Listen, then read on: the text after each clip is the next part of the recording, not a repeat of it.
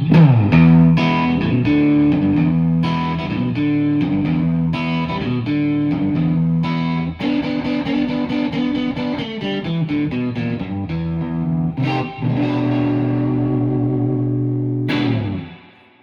Stubbs here from GA-20, here doing a fresh rig rundown for this year, 2025, coming up. Since the last one I did, this is new, but I've been playing this for a few years live nonstop. It's a water slide, Stubbs signature model, T model. I came up with the concept for this guitar. For years I was playing a Silvertone 1454 hollow body, and when we started flying a lot, I didn't want to check it or try to carry it on and get it damaged. So I contacted Water Slide, and we designed this one together. So it's a big fat 50s style neck with a rosewood board, and we put two de-arming gold foil style pickups made by Mojo in it. Okay, and we have a Bigsby B5 and a Reverend soft spring, which makes us much more spongy. And I typically only use vintage guitars, but Waterslide made this for me and I loved it so much, we decided to work together, and now it's a signature series you can get through them. This one's an Aztec Gold. And there's my backup over there. Everything's the same except for it's Shorewood green. It's my backup, and sometimes if we have to tune down, that green one will get tuned down to C sharp. Let's go over to the amp stacks here.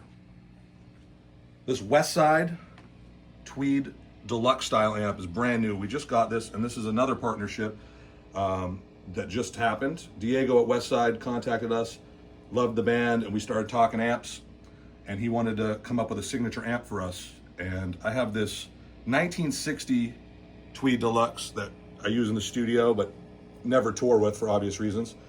So we had it all measured out, the values and everything, and had it sent to Diego, and he designed this Tweed Deluxe, and it's one of the first newer build amps that I actually like. It feels like a vintage amp.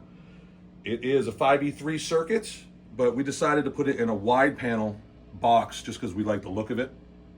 It's got a Celestian blue, and it's running pretty hot with lots of headroom for a Tweed Deluxe. So with GA-20, we always have one small amp, or sometimes it's just two big amps, but for the most part, when we're bringing our own stuff, one small amp. This thing covers all the distortion, more of the torn up guitar tones. And then if we move over next to that, we got our Bassman Tower.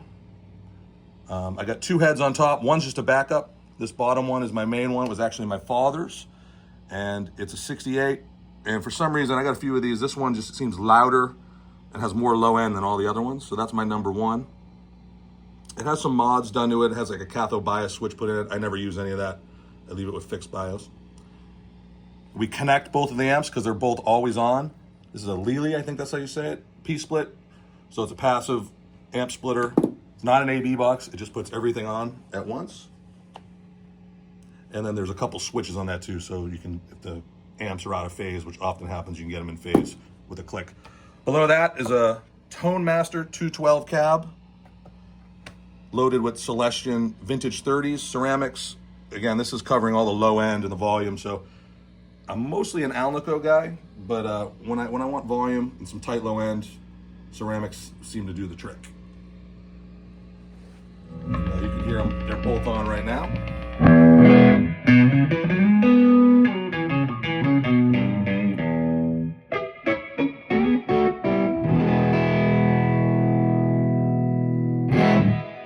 right, moving to the pedal board.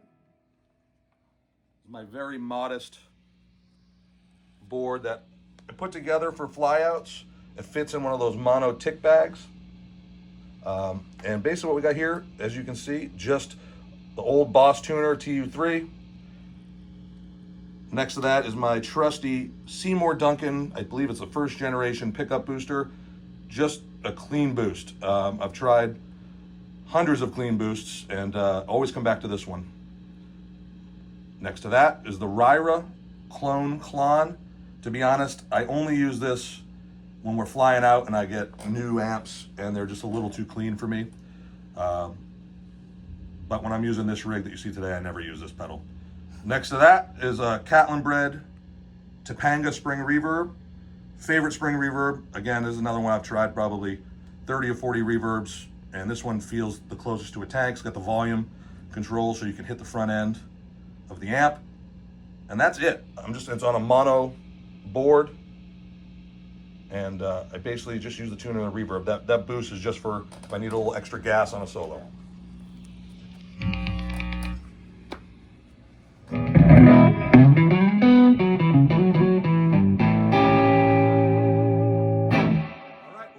Simple rig rundown. We'll see you out on the road.